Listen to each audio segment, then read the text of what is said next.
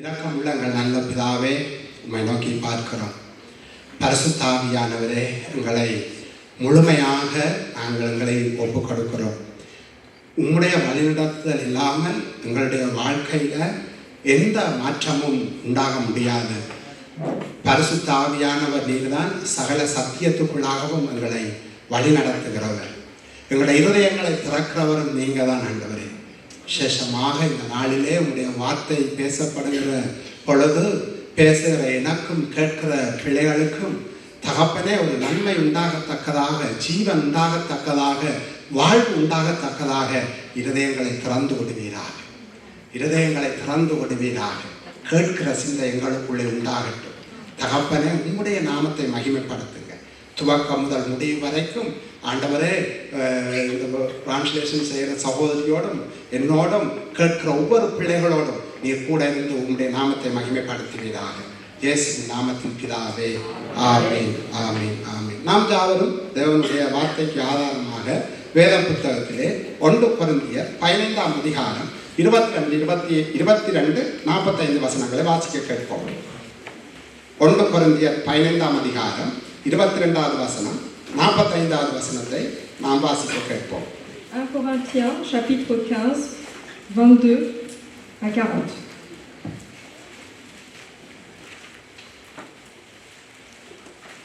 Et comme tous meurent en Adam, de même aussi tous revivront en Christ. Mais chacun en son rang.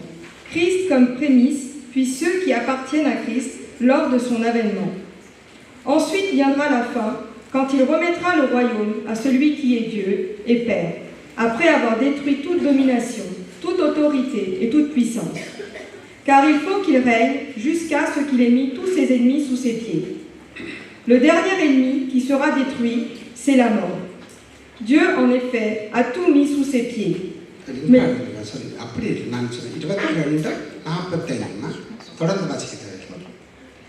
Versets 22 et 45.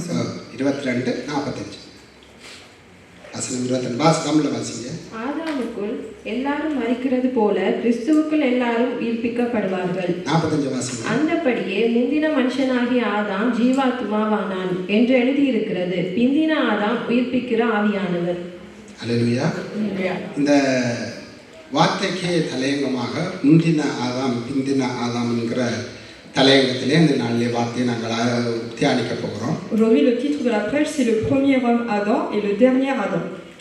22வது வசனம் சொல்லுகிறது, ஆதாமுக்குள் எல்லாரும் மரிக்கிறது போல கிறிஸ்துவுக்குள் எல்லாரும் உயிர்ப்பிக்கப்படுவார்கள் என்று சொல்லப்படுகிறது. ஆனால் இந்த வசனத்திலே எல்லாரும் உயிர்ப்பிக்கப்படுவார்கள் என்று சொல்லப்படுவது எல்லாரும் ரட்சிக்கப்படுவார்கள் என்ற அர்த்தத்திலே சொல்லப்படவில்லை. On voit dans ce verset 22 et comme tous meurent en Adam, de même aussi tous revivront en Christ. Mais cela ne veut pas dire que tous seront sauvés aujourd'hui. இந்த வார்த்தையிலே இயேசுவினுடைய ஒரு பெயர் பிந்தின ஆதாம் என்று சொல்லப்படுகிறது. On dit également qu'un autre nom de Jésus c'est le dernier Adam. பழைய ஏற்பாட்டை ஆரம்பித்து வைத்தவர் பார்க்கிறோம் ஆதாமா இருக்கிறார். On voit que dans l'Ancien Testament le premier homme c'est bien Adam. இரண்டாம் ஆதாம் புதிய ஏற்பாட்டை ஆரம்பித்து வைத்தவராக இருக்கிறார். Et le deuxième Adam c'est celui qui a commencé le Nouveau Testament. அவரார் ஆண்டவராகிய இயேசு கிறிஸ்து. Et qui est cette personne? C'est notre Dieu Jésus-Christ. பழைய ஏற்பாட்டில் முதல் மனிதன் ஆதாமா இருக்கிறார். Dans l'Ancien Testament, le premier homme de la création, c'est Adam. புதிய ஏற்பாட்டில் மனுஷகுமாரனாகவும் தேவகுமாரனாகவும் வெளிப்பட்டவர் ஆண்டவராகிய இயேசு கிறிஸ்து. Et dans le Nouveau Testament, le Fils de Dieu et le Fils de l'homme, c'est notre Dieu Jésus-Christ. ஆதாம் மூலமாய் மனுக்குலத்துக்குள் பாவம் வந்தது. ஆண்டவராகிய இயேசு கிறிஸ்து மூலமாய் பாவ மன்னிப்பும் மீட்பும் ரட்சிப்பும் வந்தது. C'est à partir de Adam que le péché est entré dans ce monde. Et grâce à Jésus-Christ, aujourd'hui, nous avons eu la rédemption et le salut. ஆதாம் மூலமாய் மனுக்குலத்திற்குள் நோய், சாபம், மரணம் வந்தது. ஆனால் ஆண்டவராகிய இயேசு கிறிஸ்து மூலமாய் ஆரோக்கியம், ஆசீர்வாதம், நித்திய ஜீவன் வந்தது. Et c'est également par Adam qu'on voit qu'il y a eu donc le péché, les douleurs, la souffrance, les maladies. Et grâce à Jésus-Christ, nous avons eu la victoire, la bénédiction et nous avons eu une renaissance. ஆதாமின் மூலமாய் கீழ்ப்படியாமையும் அடிமைத்தனமும் இந்த உலகத்துக்குள்ளே வந்தது. இயேசு கிறிஸ்து மூலமாய் தேவனோடு ஐக்கியம் கொள்ளும் பெரிதான சிலாக்கியம் நமக்கு கிடைத்தது. Par Adam, il y a également eu la désobéissance et il y a eu une séparation. Et grâce à Jésus-Christ, nous avons eu la réconciliation et la paix. ஆதாம் பழத்தை புசித்த நாளிலே வேதத்திலே பார்க்கிறோம், சகல சிருஷ்டியும் துயரத்துக்குள்ளே வேதனைக்குள்ளே இருளுக்குள்ளே போனது என்று வேதம் சொல்லுகிறது. La Bible dit que depuis que Adam a mangé ce fruit, toute la création est devenue donc dans les ténèbres, dans la tristesse. ஆனால் ஆண்டவராகிய இயேசு கிறிஸ்து சிலுவையிலே தொங்கின அந்த நாளில் இருந்து உலகத்தின் ஜனங்கள் மீட்கப்படவும் மகிழ்ச்சியான வாழ்வு வாழ்வதற்கும் ஒரு வழியை சிலுவையிலே திறந்தார். Mais du moment que Jésus-Christ a été donc crucifié sur la croix, on voit que les hommes ont eu une nouvelle vie, qu'ils ont eu une nouvelle vie, une nouvelle splendeur, une direction, afin d'obtenir également la vie éternelle. ஆதாம் ஏவாளை பலிக்கு பெறுங்கள் என்று அற்புதமான ஒரு கிரியையை செய்யும்படி ஆண்டவர் அவர்களிலே உருவாக்கி வைத்தார். அது மாமிசீக சந்ததி அவர்களிலிருந்து உருவானது. On voit que par Adam et Ève, quand ils ont été créés, Dieu a dit multipliez-vous et remplissez la terre, afin qu'il y ait une nouvelle descendance à partir de cette famille. ஆதாமுடைய சந்ததி இவ்வுலகத்துக்குரியது. La descendance à partir de Adam donc est concernée dans ce monde. ஆனால் ஆண்டவராகிய இயேசு கிறிஸ்து மூலமாய் ஒரு ஆவிக்குரிய சந்ததியாகிய நானும் நீங்களும் உருவாக்கப்படுகிறோம். நாம் இம்மைக்குரியவர்கள் அல்ல, நாம் நித்தியத்துக்குரியவர்கள். Et grâce à Jésus-Christ, on voit qu'une nouvelle descendance est intervenue. Nous ne sommes pas seulement une génération qui apparaissons sur la chair, mais nous avons également une génération qui appartient jusqu'à la vie éternelle. ஆகவே என்னுடைய உங்களுடைய வாழ்க்கையிலே ஒரு காரியத்தை நாம் அறிந்து கொள்ள வேண்டும். நான் பூமிக்குரியவன் அல்ல, நான் நித்தியத்துக்காக வேறு பிரிக்கப்பட்டவன். À partir de ces paroles, nous devons comprendre quelque chose. Nous appartenons pas seulement, notre vie n'appartient pas seulement sur terre dans ce monde, mais nous avons été également prédestinés pour la vie éternelle. நான் இதை சொல்லுகிற பொழுது உங்களுடைய இதயத்திலே எப்படி பதிகிறதோ தெரியவில்லை. நாம் பூமிக்குரியவர்கள் அல்ல, நித்தியத்துக்காக வேறு பிரிக்கப்பட்டவர்கள். Nous appartenons pas pour une vie sur cette terre, dans ce monde seulement, mais nous avons été prédestinés à vivre une vie afin d'obtenir et en direction de la vie éternelle. நானும் நீங்களும் ஆதாமிலே இருந்து வெளிவந்தாலும் நாம் பிந்தின ஆதாமாகிய ஆண்டவராகிய இயேசு கிறிஸ்துவினால் நாம் மீட்கப்பட்டிருக்கிறோம். Même si nous sommes nés dans la chair comme un homme tel que Adam, aujourd'hui nous avons été renouvelés, nous avons eu la rédemption par Jésus-Christ notre Seigneur, le dernier Adam. வேதத்தை நாங்கள் பார்க்கிற பொழுது ஆதாம் தந்திரமாக பிசாசானவனால் வஞ்சிக்கப்பட்டான், அவனால் ஆளுகை செய்யப்பட்டான். அது மட்டுமல்ல, தன்னிடத்தில் இருந்த அதிகாரத்தையும் ஆளுகையும் பிசாசிடம் விற்று போட்டான். Et on voit également que par son péché, par la ruse du diable, Adam a été piégé et qu'il est tombé dans le mal. ஆனால் நானும் நீங்களும் ஆராதிக்கிற ஆண்டவராகிய இயேசு கிறிஸ்து இந்த உலகத்திலே வாழ்ந்த பொழுது சொன்ன ஒரு முக்கியமான வார்த்தையை நாங்கள் வாசிக்க போகிறோம். லூக்கா எழுதின நற்செய்தி நூல் 4ஆம் அதிகாரம் 6ஆம் வசனத்தை நாங்கள் எடுத்துக்கொள்வோம். Luc 4, verset 6, nous allons voir quelle parole Jésus-Christ nous a adressée. Et lui dit, je te donnerai toute cette puissance et la gloire de ces royaumes, car elle m'a été donnée, je la donne à qui je veux. இவைகள் எல்லாவற்றின் மேலுமுள்ள அதிகாரத்தையும் இவைகளின் மகிமையும் உமக்கு தருவேன். இவைகள் எனக்கு ஒப்பு கொடுக்கப்பட்டிருக்கிறது. எனக்கு இஷ்டமானவனுக்கு இவைகளை கொடுக்கிறேன்.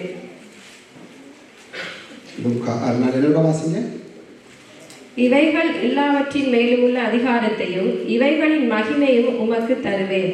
இவைகள் எனக்கு ஒப்பு கொடுக்கப்பட்டிருக்கிறது. எனக்கு இஷ்டமானவனுக்கு இவைகளை கொடுக்கிறேன். இது நாம் தவற சொல்றது யார் சொன்ன வார்த்தை?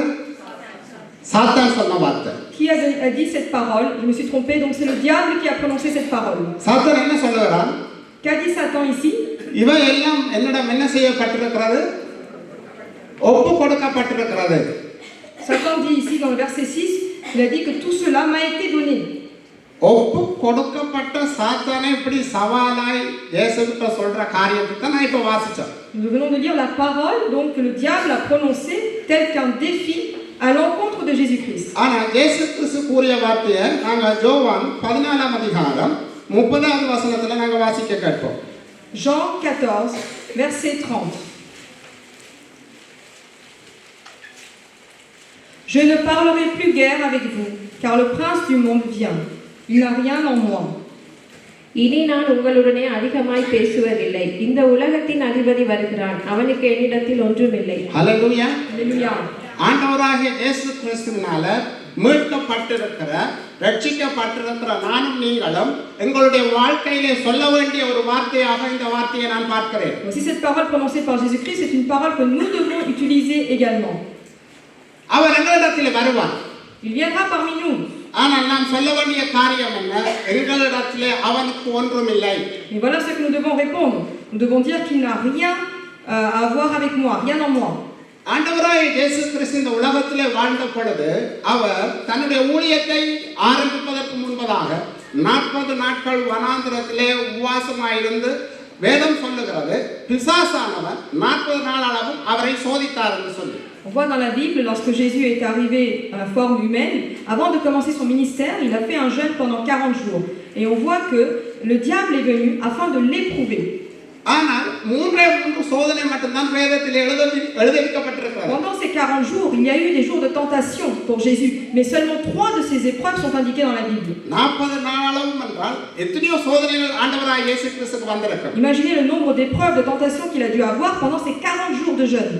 ஆனால் 3 முக்கியமான சோதனைகளிலே தான் விழாததை, தான் வசனத்தை கொண்டு ஜெயித்ததை வேதத்திலே பரிசுத்த ஆவியானவர் எங்களுக்கு எழுதி வைத்திருக்கிறார். Mais par le Saint-Esprit, 3 seulement de ces tentations, de ces épreuves sont indiquées dans la Bible afin que nous en ayons connaissance et où Jésus n'est pas tombé.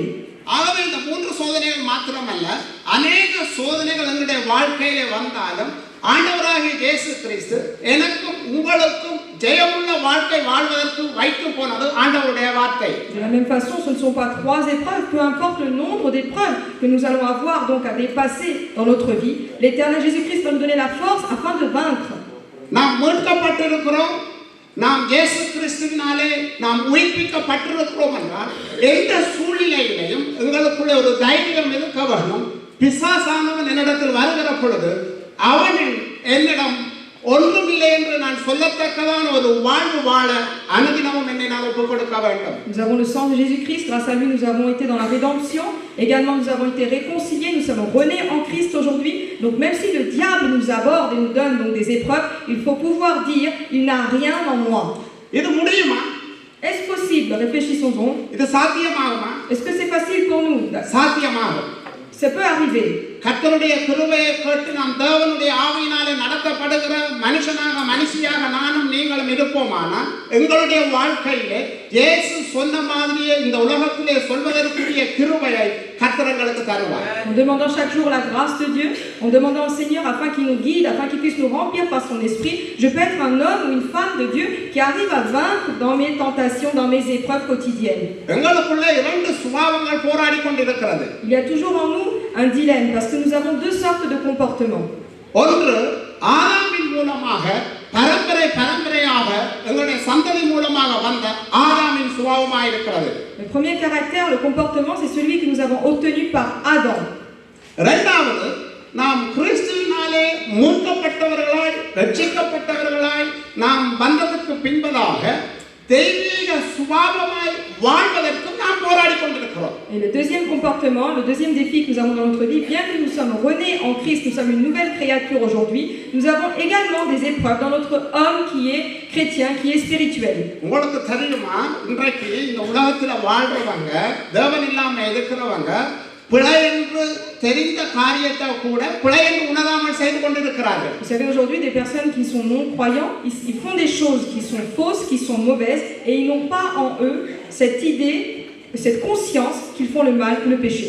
அவர்கள் மற்றவர்களை ஏமாற்றுகிறதோ, மற்றவர்களை பழி வாங்குகிறதோ, இல்லாவிட்டால் மற்றவர்கள் மீது பொறாமைப்படுறதோ அது அவர்களுக்கு பாவமாய் தெரிவதில்லை. Ils ne voient aucun mal à duper les autres, à être dans le mensonge, à être dans la jalousie, ou alors être dans la haine envers les autres. ஒரே குடும்பத்திலே வாழ்வார்கள், தனிக்குடித்தனம் நடத்துவார்கள். Ils sont dans la même famille, dans une même maison, mais ils font chacun leur vie de leur côté. ஒரே குடும்பத்திலே இருப்பார்கள், அவர்களுக்கு ஒரு bank card இருக்கும், கணவனுக்கு ஒரு பேங்க் கார்டு இருக்கும். Ils peuvent être dans une même famille, appartenir à une famille et chacun avoir par exemple une carte bancaire dans un couple. நான் இதை பிழை என்று உங்களுடைய மத்தியில் வைக்கல. Je ne dis pas que cela est faux et mauvais. ஆனா ஒரு மனம்ன்றது எதிலே ஆரம்பிக்கும்? Mais où est-ce que commence l'unité? வேதம் சொல்லுகிறது கணவன் மனைவி என்கிறது குடும்பத்தில் அவர்கள் இருவர் அல்ல ஒருவர். La Bible dit que l'homme et la femme dans un couple ne sont pas deux, mais ils deviennent un seul. வேதத்தில் நீங்கள் ஆதாமை உருவாக்கின காரியத்தை வடிவாய் நீங்கள் அறிவீர்களானால் மூல மொழியின் அர்த்தத்தை. Si vous regardez bien comment a été fait la création d'Adam d'après l'historique donc de la Bible, d'après la parole, எபிரேய மொழியின் அர்த்தம் ஆதாமின் சரீரத்திலிருந்து மிக முக்கியமான பகுதியை கொண்டு ஏவாள் உருவாக்கப்பட்டாள். Après, on voit donc les premiers textes en hébreu. Donc, c'est la partie la plus importante du corps d'Adam qui a été pris pour pouvoir créer Ève. அது எலும்பு என்று தமிழ்ல மொழிபெயர்க்கப்பட்டிருக்கிறது. அது எலும்பு அல்ல, அது முக்கியமான ஒரு பகுதி. En tamoul, donc, il est juste traduit que c'est un os, mais en vérité, ce n'est pas un simple os. C'est la partie la plus importante d'Adam. அப்படி என்று சொன்னால் கணவனும் மனைவியும் முக்கியமானவர்கள், ஒருவரை ஒருவர் மேலானவர்கள் அல்ல. Donc l'homme et la femme sont tous deux aussi importants. Il n'y en a pas un qui est supérieur à l'autre. ஆகவே நான் ஒரு திருமண வைபவத்துக்கு சென்றிருந்தேன். அந்த திருமணத்தை நடத்தின ஒரு போதகர் இப்படியே இதற்கு விளக்கம் கொடுத்தார். Donc ce frère a été dans un mariage et à ce moment-là il a entendu la prêche donc du pasteur qui a guidé ce mariage. அவர் அருமே அந்த விளக்கம் எனக்கு பிரயோஜனமாக இருந்தது. L'explication du mariage et donc les prédications de ce jour ont été très importantes et m'ont touché. கணவன் மனைவி என்கிற பொழுது பாருங்கள், அவர்கள் ரெண்டு பேரும் முன்னுக்கு பின்னுக்கு நடப்பார்களாக இருந்தால் ரெண்டு கண்ணும் ரெண்டு காலம் தான் முன்னுக்கு போகும். கணவனுக்கு பின்னுக்கு மனைவி இருப்பாக இருந்தால் கணவன் ரெண்டு கண்ணும் ரெண்டு கை தான் நடக்கும். அதுதான் முன்னுக்கு இருக்கிறவங்களுக்கு தெரியும். Quand mari et femme marchent ensemble, s'il y en a un devant et l'autre derrière, les gens voient uniquement les personnes qui sont devant et les bras et les jambes, donc les actions qu'ils mènent à ce moment-là lors de la marche. ஆனால் கணவனுக்கு பக்கத்திலே மனைவி நடப்பாவா இருந்தால் நாலு கண்களும் நாலு கால்களும் முன்னுக்கு செல்வதை இந்த உலகம் பார்க்கும். Au lieu de marcher l'un derrière l'autre, si le couple marche côte à côte, alors on voit que le public voit 4 yeux au total, autant de bras, les 4 bras et les 4 jambes. அவர் என்ன சொல்றாருன்னா, குடும்பமாய் ஆன பிறகு உங்களுக்கு ரெண்டு கண் அல்ல 4 கண்களை கட்ட தந்திருக்கிறார், ரெண்டு கால் அல்ல 4 கால்களை தந்திருக்கிறார், ஒரு மூளை அல்ல 2 மூளையை கட்ட தந்திருக்கிறார். Ce qu'il veut dire par là, c'est que lorsque vous êtes unis et que vous devenez un couple, donc par lors du mariage, vous n'êtes pas 2 yeux, mais au total vous êtes 4 yeux. Il n'y a pas un seul cerveau qui fonctionne, mais 2, et il n'y a pas 2 jambes, mais alors 4 jambes au total. ஏன் கர்த்தர் அப்படி கொடுத்தார் தெரியுமா? ஒரு கணவனால நிரப்பப்படாத பகுதியை நிரப்புவதற்கு மனைவி கொடுக்கப்பட்டிருக்கிறார். Pourquoi est-ce que Dieu a créé ainsi le mariage? Quel est le sens de tout cela? Ce que l'homme ne peut pas remplir, à travers la femme, tout cela sera rempli. ஆகவே இது ஒரு அற்புதமான செயல். Et donc c'est un fait assez miraculeux. இந்த செயலை நாம் புரிந்து கொள்வோமா இருந்தால் உங்களை பார்க்கிறவர்கள் ஒரு குறை இல்லாதபடி நடக்கிற ஒரு குடும்பத்தின் செயலை மற்றவர்கள் பார்ப்பார்கள். Et si vous comprenez cela et vous agissez dans la sorte, ceux qui vous voient comment une famille est bénie et comment il marche, comment il fonctionne. ரெண்டு சுபாவம் உங்களுக்குள்ளே போராடி கொண்டிருக்கும். ஒன்று ஆதாமின் சுபாவம், இரண்டாவது நாம் ரட்சிக்கப்பட்டதற்கு பிறகு இயேசு கிறிஸ்துவை போல மாற வேண்டும் என்கிற அந்த சுபாவத்துக்காக மாற வேண்டும் என்கிற ஒரு போராட்டமும் எனக்கும் உங்களுக்கும் இருக்கிறது. Il y a toujours donc une épreuve, donc un dilemme en nous. Donc le premier comportement, c'est le comportement d'Adam, l'homme dans la chair, le vieil homme, et l'autre comportement, c'est moi qui suis devenu chrétien et qui essaye de ressembler à l'image de Dieu. ஆனா ஒன்றை நீங்க உணர வேண்டும். Mais il y a une chose que vous devez ressentir. நானா இருக்கலாம், நீங்களா இருக்கலாம். Et cette parole est aussi valable pour vous que pour moi. ஆதாமோட பழைய சுபாவம் எனக்குள்ள என்ன இருக்குன்னு நான் தெரியாத வரைக்கும் கிறிஸ்துவின் சுபாவத்துக்கு நான் பங்குள்ளவனாக போராட முடியாது.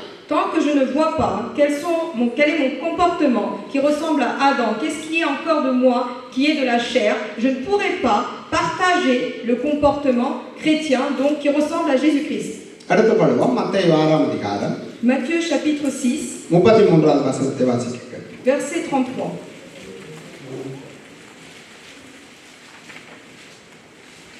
Cherchez premièrement le royaume et la justice de Dieu, et toutes ces choses vous seront données par-dessus. முதலாவது தேவனுடைய ராஜ்யத்தையும் அவருடைய நீதியையும் தேடுங்கள், அப்பொழுது இவைகளெல்லாம் உங்களுக்கு கூட கொடுக்கப்படும். ஹல்லேலூயா. Alléluia. முதலாவது தேவனுடைய ராஜ்யத்தையும் அவருடைய நீதியையும் தேடுங்கள், அப்பொழுது இவைகள் எல்லாம் உங்களுக்கு கூட கொடுக்கப்படும் என்று வேதத்தில் சொல்லப்பட்ட பகுதியை நாங்கள் நிறைய பேர் மெட்டீரியல் பிளஸிங்கை தான் நாங்கள் சொல்லிக் கொண்டிருக்கிறோம், பொருளாதார ஆசீர்வாதத்தை தான் நாங்கள் சொல்லிக் கொண்டிருக்கிறோம். Aujourd'hui, on voit que cette parole, beaucoup d'entre nous, nous la prenons uniquement comme une bénédiction matérielle, tout ce que nous pouvons obtenir dans ce monde afin de bien vivre. தேவனுடைய ராஜ்யம், தேவனுடைய நீதி. Au fait, il s'agit exactement du royaume de Dieu et de la justice de Dieu. எது தேவனுடைய ராஜ்யம், எது தேவனுடைய நீதி? இந்த சரியான விளக்கம் எனக்கு உங்களுக்கும் தெரிய வேண்டும். Nous avons besoin de connaître aujourd'hui qu'est-ce que le royaume de Dieu et quelle est sa justice. நாம் தேவனுடைய ராஜ்யம் உங்களுக்குள் இருக்கிறது என்று வேதம் சொல்கிறது. La Bible dit que le royaume de Dieu est en vous. ஆகவே நாம் கூடி ஆராதிக்கிற பொழுது நாம் தேவனுடைய ராஜ்யத்தின் பிள்ளைகளாக கூடி ஆராதிக்கிறோம். தேவ ராஜ்யத்தை இந்த உலகிலே நாங்கள் ஸ்திரப்படுத்துகிறோம். Et lorsque nous nous rassemblons, que nous devenons un seul peuple et que nous adorons, nous louons Dieu, alors nous devenons un seul royaume et c'est le royaume de Dieu. அப்ப ஒரு பகுதியை செய்கிறோம். Alors nous accomplissons une partie des choses. அப்ப அடுத்த பகுதி தேவனுடைய நீதி. Et donc l'autre partie dans ce verset, c'est la justice de Dieu. எது தேவனுடைய நீதி? Comment peut-on l'accomplir? எது தேவனுடைய நீதி? Quelle est la justice de Dieu? அவருடைய சுபாவம். Et au fait, ce sont les caractères, தேவனுடைய தெய்வீக சுபாவம். les attributs donc de Dieu. தேவனுடைய தெய்வீக சுபாவம். Ce sont tous les comportements divins, தேவனுடைய தெய்வீக சுபாவம். tous les attributs qui sont reportés à Dieu. நான் தேவனுடைய ராஜ்யத்தை தேடினாலும் தேவனுடைய நீதியாகிய தெய்வீக சுபாவம் எனக்குள் வளராவிட்டால் நான் தேடின எல்லாமே எனக்கு வேதனையாய் மாறுகிறதை காண முடியும். Même si je cherche le royaume de Dieu et que je ne fais pas d'effort pour la justice de Dieu, afin de ressembler à l'image de Dieu, d'avoir ses attributs, alors tout ce que j'ai un moment va me donner souffrance ou ce sera une douleur. நான் தேவனுடைய சமூகத்தில் இருந்து கொண்டு பயத்தோடும் பக்தியோடும் உங்களுக்கு முன்பாய் சொல்லுகிறேன். நாம் தேவனுடைய ராஜ்யத்திற்கு எவ்வளவுதான் முயன்றாலும் ஊழியம் செய்தாலும் ஓடினாலும் தேவ நீதி எனக்குள்ளே வளராவிட்டால் தெய்வீக சுபாவம் எனக்குள்ளே வளராவிட்டால் நான் செய்கிற எந்த காரியத்தினாலும் கர்த்தருடைய நாமம் மகிமைப்படாது. Si je cherche le royaume de Dieu, si je fais le ministère de Dieu et que je ne fais aucun effort, que je ne cherche pas la justice de Dieu, que je ne cherche pas à ressembler à Dieu par les attributs, les comportements, alors même mon ministère aujourd'hui est inutile, il est vain devant le Seigneur. Il ne veut pas apprécier ou accepter ce que je fais pour lui si mon comportement n'est pas changé, que je ne lui ressemble pas. அதைத்தான் நான் சொன்னேன். ஆதாமின் சுபாவம் எந்த அளவுக்கு என்ன ஆட்கொள்ளுதோ அதே போல நாம் கிறிஸ்துவுடைய தெய்வீக சுபாவம் எனக்குள் வளர நான் பேசப்பட வேண்டியவனாய் இருக்கிறேன். De la même façon que je reconnais mes défauts, que je reconnais les défauts du vieil homme, du vieil Adam qui est en moi, de la même façon je dois apporter des efforts afin de changer mon comportement, mes caractères, afin de ressembler à Dieu. இது சாதாரணமான காரியம் அல்ல. Et ce n'est pas quelque chose de simple. பிரசங்கிக்கிறதுக்கு இலகு. Il est très facile de prédire.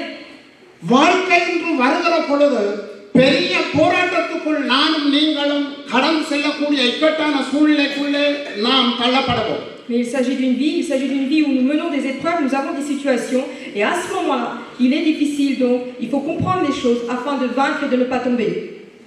நாம் யாரும் அறிந்தபடி ஆண்டவராகிய இயேசு கிறிஸ்து சிலுவையிலே தன்னுடைய நீதியை வெளிப்படுத்தினார். Nous savons tous que Jésus-Christ sur la croix donc a démontré sa justice. அவர் மரணத்துக்கு தள்ளப்பட்டு சிலுவையிலே அறைந்த ரோம போர்வீரர்களை பார்த்து சொன்னார், ஆசாரியர்களை பார்த்து சொன்னார், பரிசேயரை பார்த்து சொன்னார், பிதாவே இவர்கள் அறியாமல் செய்கிறார்கள், இவர்களை மன்னியும். Jésus-Christ sur la croix, lorsqu'il a été crucifié, il a dit, Père, pardonne-leur, car ils ne savent pas ce qu'ils font. ஆனா நீங்க சொல்லுவீங்க அவர் தேவனா இருந்தபடியினால அவர் அப்படி செய்துட்டாருன்னு சொல்லி. Et peut-être que nous allons répondre comme il est Dieu, il a dit cela, cette parole. ஆனா உங்களுக்கு ஒன்றை நீங்கள் அறிந்து கொள்ள வேண்டும். தேவனாய் அவர் இந்த உலகத்திலே வந்தாலும் அவர் பிதா தனக்கு நியமித்த எந்த காரியத்திலும் அவர் தன்னுடைய தெய்வ தன்மையை வெளிப்படுத்தவில்லை. Même s'il est fils de Dieu, il a obéi en tout au Père dans ce qu'il lui a donné comme commandement, il a accompli, il n'a pas montré sa force, sa puissance divine. ஆனா ஒரு இடத்திலே அவர் மறைந்தார் என்று சொல்லப்பட்டிருக்கிறது. Et on voit un passage dans la Bible où il est dit que Jésus donc s'est effacé.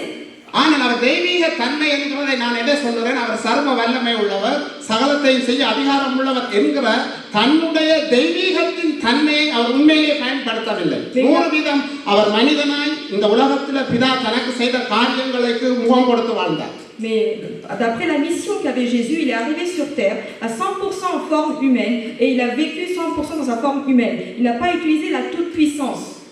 இதுதான் புதிய ஆதாமாகிய இயேசு கிறிஸ்துவின் சுபாவம். Et voici le caractère, les attributs du nouveau Adam qui est Jésus-Christ. இது சாத்தியமாகுமா? Est-ce que cela est facile à accomplir? நான் உங்கள்ட்ட கேட்கிறேன், இது சாத்தியமாகுமா? சாத்தியமாகும். Oui, cela est possible. நான் காலையில் ஒரு மெசேஜ் ஆயத்தப்படுத்தி கொண்டிருக்கிற பொழுது ஒரு மெசேஜை கேட்டேன். Ce matin, quand le frère donc a préparé la parole de Dieu pour la prêche, il a écouté un message. இது யாருக்கு சாத்தியமாகும்? À qui cela est possible? புதிய ஆதாமாகிய இயேசு கிறிஸ்துவினால் மீட்கப்பட்ட ஜனங்களுக்கு சாத்தியமாகும். Pour celui qui a eu la rédemption en Jésus-Christ et qui est donc dans le nouvel Adam. எனக்கு பேர் சரியா ஞாபகம் வரையில இந்தியா தேசத்துல 2 மகனும் தகப்பனும் மிஷனரியாக ஊழியத்துக்கு போறாங்க. அங்க இருக்கிற ஊர் ஜனங்கள் தகப்பனையும் மகனையும் காருக்குள்ளே உயிரோடு வைத்து கொளுத்துகிறார்கள். Donc il y avait donc une famille missionnaire en Inde, 2 fils et donc un père, et donc ils étaient en vie et donc ils ont brûlé la voiture où ces 3 personnes étaient assises.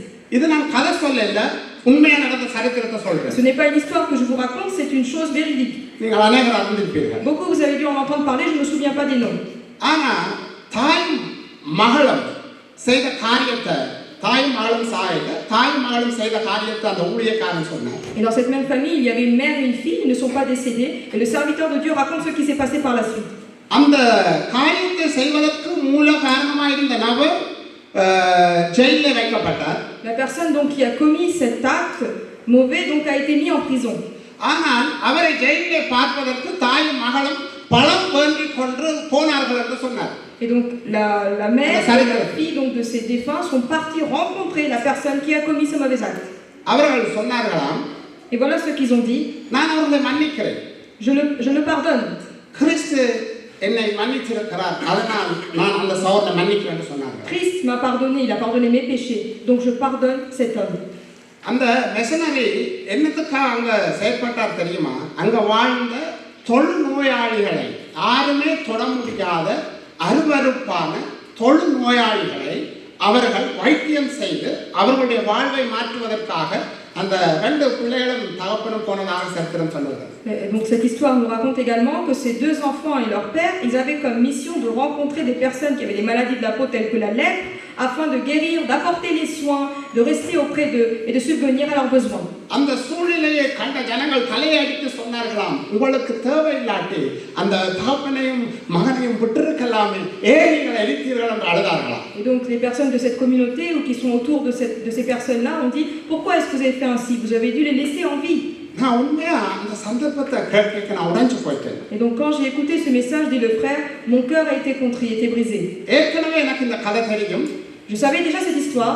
ஏற்கனவே பிரசங்கத்துல கேட்டிருக்கிறேன். Je l'ai déjà entendu à travers la prêche. ஆனா கடந்து வந்த தூரம் இப்ப முந்தியிருந்த அனுபவம் இல்லை எங்கட வாழ்க்கையில. Mais aujourd'hui nous n'avons pas la même situation qu'il y a quelques années dans notre vie spirituelle. இப்ப அதை கேட்க ஒரு கிறிஸ்துவுடைய அன்பினால ஒரு நிரப்பப்பட்ட மனுஷன் தான் அந்த காரியத்தை செய்ய முடியும் என்று சொல்லி அந்த போதகர் சொன்ன பொழுது நான் என்ன நினைச்சேன், ஆண்டவரே நான் உம்முடைய ஆவியினால நான் நிரப்பப்பட்டிருக்கிறேனா? Donc en lisant cette histoire, en écoutant à nouveau ce message, ce que j'ai pensé, à quel point est-ce que l'amour de Dieu était rempli dans cet homme qui a donc souffert en tant que martyr, qui a été brûlé. Et je me pose la question aujourd'hui, est-ce que mon cœur est aussi rempli de l'amour de Dieu aujourd'hui? இதுல இருக்கிற என்னோட சேர்த்து நம்ம ஒரு கேள்வியை கேட்போம். எங்களை ஆறாவது இந்த அளவு சூழ்நிலைக்கு கொண்டு போக தேவையில்லை, ஆனா எங்களை அவமானப்படுத்தி கட்டி ஒரு ரோட்ல வச்சு அடிக்கிறாங்கன்னு பார்ப்போம். நாங்க இப்படிப்பட்ட வார்த்தையை சொல்லுவோமா? Nous n'avons pas besoin d'aller jusqu'à cette situation, mais si aujourd'hui quelqu'un nous met dans la honte, நாங்க அவரை நேசிப்போமா? nous sommes dans la discrimination envers quelqu'un, envers un acte où par exemple on nous laisse dans la rue et on parle mal de nous, est-ce que nous allons pouvoir pardonner ou parler à cette personne à nouveau? நாங்க யாரு? புதிய ஆதாமாகிய இயேசு கிறிஸ்துவால மீட்கப்பட்ட கூட்டம் என்று சொல்லுகிறோம். Qui sommes-nous? Nous sommes un nouveau peuple qui a été formé, donc à partir du nouvel Adam. அப்ப நாங்க எங்க நிக்கிறோம்? Donc où sommes-nous aujourd'hui? அப்ப எங்களுடைய நீதி எப்படி வெளிப்படும்? Comment est-ce que va être révélée notre justice? இதே காரியத்தை சொல்லிவிட்டு அந்த போதகர் சொன்னார், கடந்த மாதங்களிலே இந்தியாவில் ட்ரெயின்ல இருந்து ஒரு வாலிப பிள்ளையை ஒருவன் தள்ளிவிட்டான் வழியிலே. Le pasteur a dit une autre histoire. En prenant le train, il y a quelqu'un qui a poussé donc un jeune à travers le train qui était en train de démarrer et partir. அந்த செய்தியை நீங்கள் அனைவரும் கேட்டிருப்பீர்கள். Peut-être que beaucoup d'entre vous, vous avez déjà entendu cette histoire. Police வந்து அந்த செய்த நபரை பிடிப்பதற்கு முன்பதாக சொந்தக்காரர் அவர்கள் அடித்து சாரளவுக்கு கொண்டு போயிட்டாங்க. Et avant même que la police intervienne sur ces lieux pour voir ce qui s'est passé, on voit que la famille de la personne qui a été poussée a été voir la personne qui a commis cet acte afin de le tuer. நான் தொடர்படுத்தி பேசல, எந்த சூழ்நிலையா இருந்தாலும் தேவ பிள்ளைகளாகிய கிறிஸ்துவினாலே மீட்கப்பட்டிருக்கிற எனக்கும் உங்களுக்கும் வெளிப்பட வேண்டியது தெய்வீக சுபாவம். Ce que je veux vous dire à partir de là, ce qui doit avoir dans notre cœur, ce que nous devons montrer, le caractère de Dieu à travers les situations que nous vivons au quotidien. இன்றைக்கு கிறிஸ்து எங்களை கொண்டு இந்த தேசத்தில் தன்னுடைய ராஜ்யத்தை கட்ட முடியாதபடிக்கு இருக்கிற காரியம் என்ன தெரியுமா? எங்களுடைய சுபாவ மாற்றம் இல்லாத Vous காரியம். savez pourquoi Christ aujourd'hui ne peut pas nous utiliser afin de construire son royaume et faire son ministère ici sur terre? Parce que nous n'avons pas changé dans notre comportement.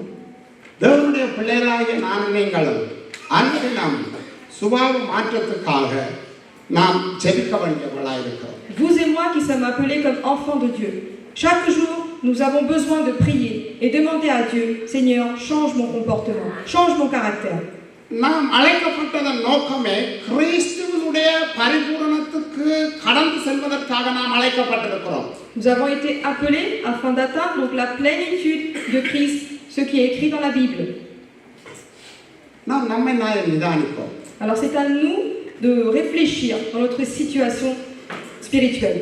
நாம் எங்களுடைய வாழ்க்கையில நாம் இன்று வரைக்கும் பழைய கோபம், பழைய எரிச்சல், பழைய வைராக்கியம், இப்படிப்பட்ட மாம்சமான காரியங்கள் இன்றைக்கும் எனக்குள் இருக்கிறதா? Est-ce qu'aujourd'hui il y a encore en nous, est-ce que tout cela persiste, c'est-à-dire notre colère, notre irritation, notre jalousie, notre haine, tout ce qu'on avait avant de connaître Dieu, est-ce qu'aujourd'hui encore ces choses-là sont en nous? கர்த்தராலே நீங்கள் மீட்கப்பட்டவர்களாக இருந்தால் ஆனந்த களிப்போடு உங்களுடைய இருதயம் அக்களிப்போடு கர்த்தருடைய சமூகத்திலே களி கூற வேண்டுமாய் இருந்தால் இப்படிப்பட்ட காரியங்களிலிருந்து நாம் கழுவப்பட்டவர்களாக இருக்க வேண்டும். Aujourd'hui, est-ce que vous avez eu la rédemption de Christ, la rémission de tous vos péchés? Est-ce qu'aujourd'hui vous avez été lavé de vos péchés et vous êtes dans quelle situation dans votre vie chrétienne? நாம் தலைகளை தாழ்த்தி கண்களை மூடி தேவனை நோக்கி பார்ப்போம். Nous allons maintenant fermer nos yeux et nous allons regarder à travers vous Jésus-Christ. பரிசுத்த ஆவியானவர் உங்களோடு இடைப்பட்டிருந்தால் உண்மையாய் கண்களை மூடி தேவனை நோக்கி பார்ப்போம். இது உங்களுக்கும் தேவனுக்குமான நேரம். கர்த்தர் எங்களை தன்னுடைய கரத்தில் எடுத்து அநேகருக்கு பிரயோஜனமுள்ள பாத்திரங்களாக வணைய விரும்புகிறார். Aujourd'hui, le Saint-Esprit, s'il vous parle à vous, c'est à vous de vous consacrer, parce que Jésus peut vous utiliser tant qu'un bon instrument utile. கண்களை மூடின வண்ணமாய் இருதயத்தில் இருந்து ஆண்டவரோடு பேசுங்க. பரிசுத்த ஆவியானவர் உங்களுக்கு உதவி செய்வாராக. இயேசுவே, என்னை உம்மை போல மாற்று. கேளுங்க, வாய்களை திறந்து இருதயத்திலே சத்தம் வராட்டியும் பரவாயில்லை, உங்களுடைய இருதயத்தில் பேசட்டும். இந்த நேரம் முக்கியமான நேரம். கர்த்தர் பரிசுத்த ஆவியானவர் இந்த நாளிலே எங்களோடு இடைப்படுகிற ஒரு முக்கியமான நேரம். இருதயத்திலிருந்து கேளுங்க, என்னை உம்மை போல மாற்றும், என்னை உம்மை போல மாற்றும். இயேசுவே, என்னை உம்மை போல மாற்றும். பரலோகத்தின் பிதா பூரண சற்குணனாய் இருக்கிறது போல நானும் பூரணத்தை நோக்கி நடக்க பரிசுத்த ஆவியானவர் எனக்கு உதவி செய்யுங்க. பரிசுத்த ஆவியானவர் எனக்கு பலத்தை தாருங்க. என்னுடைய சுபாவங்கள்ல இந்த சுபாவ மாற்றத்துக்கு நீங்க உதவி செய்யுங்க, உதவி செய்யுங்க. நீங்க அதை விரும்புறீங்க, நானும் அதை விரும்புறேன், வாஞ்சிக்கிறேன். இந்த நாளில உம்முடைய சத்தமாக இதை நான் ஏற்றுக்கொள்கிறேன். ஆண்டவரே, நீர் என்னோடு பேசுகிற சத்தமாக நான் இதை கேட்கிறேன். எனக்கு உதவி செய்யுங்க. என்னுடைய வாழ்வை மாற்றுங்க, என்னுடைய வாழ்வை மாற்றுங்க, என்னுடைய எண்ணங்களை மாற்றுங்க, என்னுடைய கூடாத சிந்தனைகளை எடுத்து போடுங்க. ஆண்டவரே, கூடாத வைராக்கியங்களை எடுத்து போடுங்க, கூடாத மனக்கசப்புகளை எடுத்து போடுங்க. தெய்வீக அன்பு எனக்குள்ள ஊற்றப்படட்டும், தெய்வீக அன்பு எனக்குள்ள ஊற்றப்படட்டும். நீங்க சொன்னீங்க, பரிசுத்த ஆவியானவர் அச்சாரமாய் முத்திரையாய் மீட்கப்படும் நாளுக்கன்று உங்களுக்குள்ளே ஊற்றப்பட்டிருக்கிற பரிசுத்த ஆவியானவர். அந்த பரிசுத்த ஆவியானவர் என்ன செய்வார் என்றால், அவர் அன்பை எங்களுக்குள்ளே நிரப்புகிறவராய் இருக்கிறார். வேதம் சொல்லுகிறது, அவர் எங்களை வெட்கப்படுத்த மாட்டார், அன்பிலே வெட்கப்படுத்த மாட்டார். ஆகவே பரிசுத்த ஆவியானவரே, இந்த நாளிலும் உம்முடைய பரிசுத்த ஆவியினால் அந்த அன்பினால் என்னை நிரப்புங்க. எப்படிப்பட்ட சூழ்நிலையா இருந்தாலும் சரி, எப்படிப்பட்ட அவமானமாய் நிந்தையா இருந்தாலும் சரி, நான் என்ன தாழ்த்துற ஆண்டவரே, இந்த உலகத்துல நீர் என்னை ரட்சிப்பை பெற்று தருவதற்காக நீர் மரண பரியந்தம் உம்மை தாழ்த்தினீர் ஆண்டவரே. உம்மை ராஜாவாய் கொண்டாடுகிற என்னுடைய வாழ்க்கையில, உம்மை ஆண்டவராய் கொண்டாடுகிற என்னுடைய வாழ்க்கையில ஆண்டவரை நான் தாழ்த்துவது என்பது ஒரு சாதாரண காரியம் ஆண்டவரே. நீர் உலகத்தின் ராஜா ஆண்டவரே, உலகத்தை உடைய வார்த்தையினால் உண்டாக்கினவர். என்னை மீட்கும் பலியாக உம்மை தாமே ஜீவ ஜீவனை நீ எனக்காக கொடுத்து தகப்பனே நீ இந்த உலகத்தில் வாழ்ந்த பொழுது இயேசுவே நீ பிதாவின் சித்தத்தை நிறைவேற்றுவதற்காக மரண பரியந்தம் நீ உம்மை தாழ்த்தினீர் ஆண்டவரே. நாங்களும் புதிய ஆதாமாகிய இயேசு கிறிஸ்து மூலமாய் மீட்கப்பட்டிருக்கிற என்னுடைய இந்த இடத்துல இருக்கிற பிள்ளைகளுடைய வாழ்க்கையில மரண பரியந்தம் தங்களுடைய வாழ்வை தாழ்த்தி ஆண்டவரே இந்த உலகத்தில் ஒரு வெற்றியுள்ள வாழ்க்கை வாழத்தக்கதாக ஒரு பலன் உண்டாவதாக, ஒரு கிருபை பிள்ளைகளை மூடிக்கொள்வதாகப்பா இந்த நேரத்தில் கிருபை பாராட்டுங்க ஆண்டவரே. அசதியா இல்லாதபடிக்கு தகப்பனே ஒவ்வொரு பிள்ளைகளுக்குமே நோக்கி பார்க்க கிருபை செய்யுங்க. பரிசுத்த ஆவியாகிய தேவன் இந்த நாளை அவருடைய வாழ்க்கையிலே ஒரு மறக்க முடியாத நாளை நீ முத்தரிப்பீராக தகப்பனே. நாங்கள் எங்களுடைய மனைவியிட்டையோ கணவனிட்டையோ நாங்கள் தோத்து போகிறதுனால எங்களோட வாழ்க்கை ஆசீர்வாதமாய் மாறும் என்கிறத ஒவ்வொருவரும் உணர்வார்களாக. பிள்ளைகள் பெற்றோர்கிட்ட ஆண்டவரை மனம் திறந்து பேசுவார்களாக. கர்த்தனை கிருபை செய்கிறார். உம்முடைய அன்பாலே நிரப்புங்க ஆண்டவரை, நிரப்புங்க. ஒவ்வொருடைய வாயிலிருந்து வருகிற வார்த்தையில தெய்வீக அன்பு புறப்படட்டும் சுவாமி. குணமாக்குற வார்த்தைகள் புறப்படட்டும் ஆண்டவரே. காயம் கட்டுகிற வார்த்தைகள் புறப்படட்டும் ஆண்டவரே. நாம் மீட்கப்பட்டிருக்கிறோம் என்று சொன்னாலும் எங்களுடைய வாழ்க்கையில தேவ நீதி வெளிப்படட்டும். ஒவ்வொரு சூழ்நிலைகளில பிரச்சனையான இக்கட்டான சூழ்நிலைகளில தேவ நீதி வெளிப்படட்டும். அப்பா நீர் கிருபை பாராட்டுவீரா. ஒவ்வொரு பிள்ளைகளையும் உங்களுடைய கரங்களுக்குள்ளே ஒப்புக்கொடுக்கிறோம். இரங்களை மீட்டிருக்கிறேன், உம்முடைய கரத்திலே வைத்திருக்கிறேன். உம்முடைய சித்தம், பிதாவுடைய சித்தம், இயேசு கிறிஸ்துடைய மீட்பை கொண்டு ரட்சிக்கப்பட்டிருக்கிற நாம் பிதா பூரண சற்குணமாய் இருக்கிறது போல நாங்களும் அந்த சற்குணத்தை நோக்கி வளரத்தக்கதா கர்த்தர் கிருபை பாராட்டு. ஒவ்வொரு பிள்ளைகளுக்கும் அந்த கிருபையை கொடுங்க. இயேசு மூலம் ஜெபிக்கிறோம் உங்கள் நல்ல பிதாவே. ஆமென், ஆமென், ஆமென். நாம் ஒரு 2 காரியங்களை நாம் பார்ப்போம். நேரத்துக்கு ஏற்ற மாதிரி முடித்துக் கொள்வோம். ஆகவே இந்த வாஞ்சை உங்களுக்குள்ளே இருக்கட்டும். ஜெபிங்க ஆண்டவரே, நான் உம்முடைய பூரணத்தை நோக்கி நடக்க வேணும் ஆண்டவரே. இயேசு கிறிஸ்துவ தெய்வீக சுபாவங்கள் எனக்குள்ள வரணும் அப்பா. எனக்கு உதவி செய்யுங்க. இது எங்களால் முடியாது, ஆனால் எங்களுக்குள்ள ஒரு வாஞ்சையும் தாகமும் இருக்கிற பொழுது நிச்சயமாய் கர்த்தர் நிரப்புவார். ஓகே, ஆகவே நாம் என்ன தியானிக்க போறோம் என்று சொன்னா, ஆதாம் எதை இழந்தான், கிறிஸ்து எப்படி அவைகளை மீட்டுப்படுத்தார் என்று சொல்லி 2 காரியங்களை இன்னொரு 20 நிமிஷம் 23 நிமிஷம் இருக்கிறது. அதற்குள்ளே நாங்கள் பார்த்து ஜெபம் செய்வோம். ஆதாம் எதை இழந்தான், கிறிஸ்து எப்படி அதை எங்களுக்கு மீட்டுப்படுத்தார். Nous allons regarder maintenant ce que Adam a perdu et ce que Dieu donc a racheté aujourd'hui pour nous. ஆகவே நாம் சில பேர் நினைக்கலாம் நம்ம ஆதியாகமத்தை வாசிச்சிருக்கிறோம், இதெல்லாம் கேட்ட பிரசங்கம் வந்து நினைக்கலாம். உண்மையிலேயே நான் நீங்களும் ஆதாம் இழந்த அந்த இழப்பின் தாற்பயத்தை தாக்கத்தை நாம் உண்மையாக புரிந்து கொள்வோமானால் நாம் ஆதாம் செய்த மாதிரி செய்ய மாட்டோம். Et en fait, certaines personnes nous pouvons penser pourquoi est-ce que nous retournons à la Genèse, parce que nous connaissons, nous avons déjà lu ce livre, mais il est important de connaître en quoi Adam est tombé, afin de voir l'impact, les conséquences que cela a eu, et afin de ne pas recommencer nous-mêmes dans notre vie et retomber, recommettre l'erreur qu'a commis Adam. நாம் ஜாவரம் எடுத்துக் கொள்வோம். ரோமர் 5ஆம் அதிகாரம் Romains chapitre 5, 14வது வசனம். verset 14. Cependant, la mort a régné depuis Adam jusqu'à Moïse, même sur ceux qui n'avaient pas péché, par une transgression semblable à celle d'Adam, lequel est la figure de celui qui devait venir. அப்படியிருந்தும் மரணமானது ஆதாம் முதல் மோசே வரைக்கும் ஆதாமின் மீறுதலுக்கொப்பாய் பாவம் செய்யாதவர்களையும் ஆண்டு கொண்டது. அல்லேலூயா. அந்த ஆதாம் பின்பு வந்தவருக்கு முன்னடையாளமானவர்.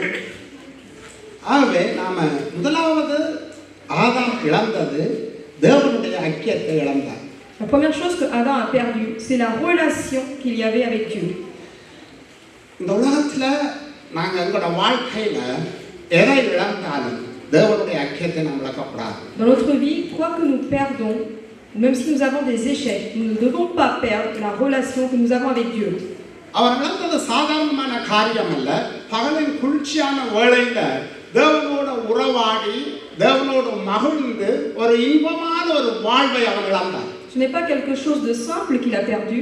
On voit que chaque jour, il était donc dans la relation avec Dieu. ஆகவே நான் வேதத்தில் பார்க்கிறோம் இந்த உறவாடுதலும் ஐக்கியத்தையும் கர்த்தர் தேவதூதர்களோடு தேவன் வைக்கவில்லை, ஒரு மனிதனோடு வைக்க வேண்டும் என்ற விருப்பமும் ஆசையும் உள்ளவருமாய் இருக்கிறார். Cette relation, cette unité, cette correspondance qu'il y avait entre Dieu et l'homme n'était pas semblable à celle que Dieu a avec les anges. Dieu a aimé et Dieu a créé cette relation afin qu'elle soit particulière. ஆனால் தேவதூதர்களை குறித்து சொல்லப்படுகிறது, அவர்கள் பக்தி உள்ளவர்களாக தேவனுடைய பரிசுத்தத்தின் மகத்துவத்தை உணர்ந்தவர்களாக தங்களுடைய சட்டைகளினாலே தங்களை மூடிக்கொண்டு பரிசுத்தர் பரிசுத்தர் பரிசுத்தர் என்று ஓய்வின்றி துதிக்கிறவர்களாய் காணப்படுகிறார்கள் என்று வேதம் சொல்கிறது. Concernant les anges de Dieu, il est écrit que c'est avec une gloire, avec piété, que jour et nuit, ces anges sont en train de dire Saint, Saint, Saint est notre Seigneur, celui qui est saint, et ils sont en train de louer et glorifier chaque jour pendant 24 heures. ஆனால் தேவன் தன்னை பரிசுத்தர் பரிசுத்தர் என்று துதிக்கிற அந்த தேவதூதர்களுக்கும் இல்லாத அது மேலான ஒரு அரவணைப்பு, அவரை அப்பா என்று கூப்பிடுகிற, அவரை ஆராதிக்கிற, அவரோடு பேசுகிற, பழகுகிற அந்த பாச பிணைப்பை அவர் மனிதன் நம்ம எதிர்பார்க்கிறார். Mais c'est un amour particulier, une relation particulière que Dieu a créée entre l'homme et donc sa créature. Et aujourd'hui, il attend, il espère de cette relation avec l'homme qu'il a créé. ஆனால் ஆதாம் எப்படியெல்லாம் கூப்பிடுப்பார் என்று வேதம் சொல்லப்படாவிட்டாலும் நீங்கள் யோசித்து பாருங்கள், ஆதாமை உருவாக்கினது தேவன். On réfléchissez un petit peu, c'est donc Dieu qui a créé l'homme. Alors tout n'est pas indiqué dans la Bible, quelles sont les paroles, quels sont les mots qu'il a utilisés pour appeler Adam. ஆதாம் எல்லா தேவன் இந்த உலகத்தை 6 நாளும் எல்லா காரியங்களையும் உண்டாக்கி விட்டு எல்லாவற்றையும் பார்த்து சொன்னார், நல்லா இருக்குதுன்னு சொன்னார். Et donc on voit que pendant les 6 jours, Dieu a créé chaque chose pendant chaque jour et il a dit tout cela est bon. ஆனால் வேதத்துல நல்லது இல்லை என்று சொன்ன காரியம் என்ன தெரியுமா? ஆதாம் தனிமையா இருக்கிறது. Et vous savez en quoi Dieu a dit cela n'est pas bon? C'est le fait que Adam soit seul. நீங்க அந்த பகுதிகளை எடுத்து வாசிக்க எனக்கு நேரம் இல்லை. தேவன் மனிதன் தனிமையா இருப்பது நல்லதல்ல என்று சொல்லிவிட்டு தேவன் ஆதாமுக்கு ஒரு வேலையை கொடுக்கிறார். Dieu a dit donc qu'il n'est pas bon que l'homme soit tout seul. Et à ce moment-là, il donne un travail pour Adam. நீங்க வாசித்து பாருங்கள், வீட்டிலே ஆதாமிடம் தாம் உருவாக்கின மிருகங்கள் பறவைகளை பேர் சொல்லி அழைக்கும்படி அவனுக்கு வேலை கொடுக்கிறார். Donc Dieu lui donne un travail et ce travail consiste donc à nommer tous les animaux, toutes les créations que Dieu a créées autour de Adam. வேதம் என்ன சொல்லுகிறது? ஆதாம் அந்த விலங்கினத்துக்காகவும் பறவைகளுக்காகவும் என்ன பெயர் வைத்தானோ இன்று வரைக்கும் அது இருக்குதுன்னு சொல்லுகிறது. La Bible dit que tous ces animaux, tous ces reptiles, tous ces différents animaux qui ont été créés et nommés par Adam, ces noms sont encore restés jusqu'à aujourd'hui. பெயர் வைக்கிறது சுகம்தானே பிரதர் நீங்க கேட்கலாம். Je vais peut-être vous dire qu'il est facile de nommer quelque chose. இன்னைக்கு ஒரு பிள்ளை பிறந்தோடனே பெயர் வைக்கிறதுக்கு பைபிளை தேடுறோம், பாஸ்டர்ட்ட கேட்கிறோம். Aujourd'hui, même lorsqu'un enfant est né, on regarde dans toute la Bible quel nom on peut donner ou on demande au pasteur. ஆதாம் பெயர் வைத்தது அப்படி அல்ல. Mais ce n'est pas de la sorte que Adam a nommé toutes ces choses. ஆதாம் பெயர் வச்சா Lorsque Adam donc a nommé, புலி என்று அவன் வச்சானா இருந்தா அந்த புலிக்கு இருக்கிற தன்மை அது எப்படிப்பட்ட மிருகம் என்று சொல்லத்தக்கதாக அந்த பெயர் அமைச்சது. donc Adam lorsqu'il a nommé que cet animal sera nommé un tigre, afin que tout le caractère, tout le comportement qui est propre au tigre soit, et donc il vive et ainsi il révèle donc cette nature. சரியா சொன்னாங்க, correct. அது எப்படி பட்ட ஒரு மிருகமா இருக்குமோ அந்த தன்மையோட பெயர் வச்சார். Donc il a donné le nom, cette appellation à l'animal afin qu'il ressemble au nom qui a été donné. எப்படி அறிவுள்ளவன் பார்த்தீங்களா? Regardez à quel point il était intelligent. அதெல்லாம் செய்துட்டு வேதத்துல பார்க்கிறோம் ஆதாமுக்கு இன்னும் ஏற்ற துணை காணப்படவில்லை. Et on voit qu'après avoir accompli toutes ces tâches que Dieu lui a données, il n'a pas encore eu son aide semblable. ஏன்னா எல்லாத்தையும் பார்க்கறான், ஜோடி ஜோடியா இருக்கு, பேர் வச்சிட்டோம், நாம மாத்திரம் தான் தனிக்கட்டையா இருக்கிறவங்க ஆதாம் நினைச்சான். Parce que toutes les choses ont été créées afin qu'il soit donc une paire. Tout existe deux par deux et il se dit mais lui seul, il est tout seul. அந்த அந்த அதிகாரத்துல பெரிய ஒரு அதிசயம் இருக்கிறது. என்ன தெரியுமா? ஏன் ஆண்டவர் மனிதனாகி ஆதாம் தனிமையா இருக்கிறார் என்று உடனே ஏவாள படைக்கலைன்னு சொன்னா, தனக்கு ஒரு துணை வேண்டும் என்கிறதும் அடுத்தது இது என்னுடைய வாழ்க்கை அவசியம் என்கிறதே ஆதாம் உணர வேண்டும் என்கிறதுக்காக. Donc il y a quelque chose de prodigieux dans ce chapitre lorsque vous le relirez chez vous. Pourquoi est-ce que Dieu n'a pas donné tout de suite donc l'aide semblable à Adam? Dès qu'il a fait toutes ces tâches, Adam avait besoin de ressentir en lui qu'il était tout seul et éprouver le besoin d'avoir une aide semblable. Dieu a attendu ce moment-là et après, par la suite, il a créé son être semblable. அது மட்டுமல்ல, ஆதாம் தன்னுடைய இதயத்தை உணர வேண்டும் என்று தேவன் விரும்பினார். Et donc Dieu a voulu ainsi que Adam éprouve le besoin d'avoir un partenaire.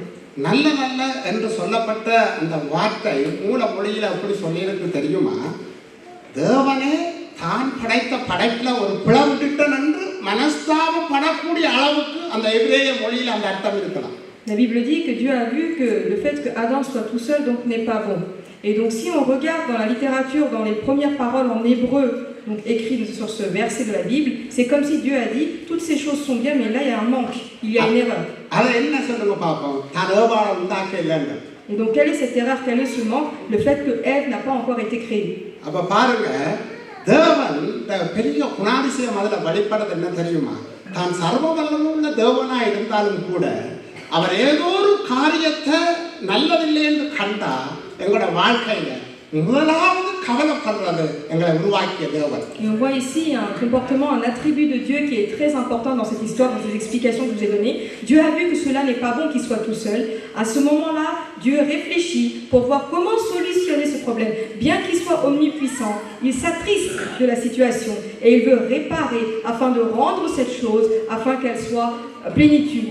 அதனால தான் வேதத்தில் சொல்லப்படுகிறது, சரியா உணர்ந்து கொள்ளுங்க, மனுஷர் பார்க்கிற விதமாக தேவன்களை பார்க்கிறவர்கள். C'est pourquoi la Bible dit un autre verset, c'est que Dieu ne regarde pas de la même façon que l'homme regarde. நேற்றைய நாளிலே ஒரு போதகர் சொன்ன காரியம் எனக்கு ஞாபகம் வருகிறது. Je me rappelle d'une parole qu'a dit un pasteur hier. நான் என்னுடைய இதயத்தை நல்லா தொட்டது அந்த வார்த்தை. Et donc cette parole a beaucoup touché mon cœur. நான் வழியோரத்திலே எல்லாரும் காரில் போகிற பொழுது ஒருவர் எங்களிடம் ஏதாவது உதவி கேட்கிறார் என்று வைத்துக் கொள்வோம். Admettons que nous allons en voiture et qu'on voit sur notre chemin qu'il y a des personnes donc qui font la manche. ஆனா நாங்க என்னத்தை பார்ப்போம்? நல்லா கால் இருக்குது, நல்லா கை இருக்குது, இப்போ உழைச்சி சாப்பிடலாமே என்று நாம கதைச்சிட்டு போயிருக்கிறோம். அதை நான் செய்திருக்கிறேன்.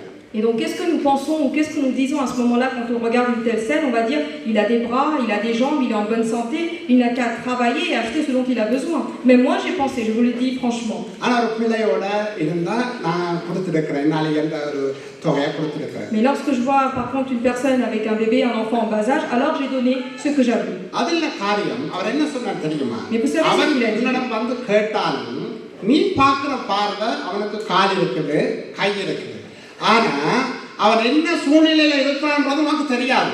En fait, quand vous regardez cette personne, vous ce que vous voyez, c'est qu'il a des bras, des jambes et qu'il a l'air d'être en bonne santé. Mais tu ne sais pas exactement dans quelle situation il est maintenant. ஆனா நீ கொடுக்க போற சிறு தொகை.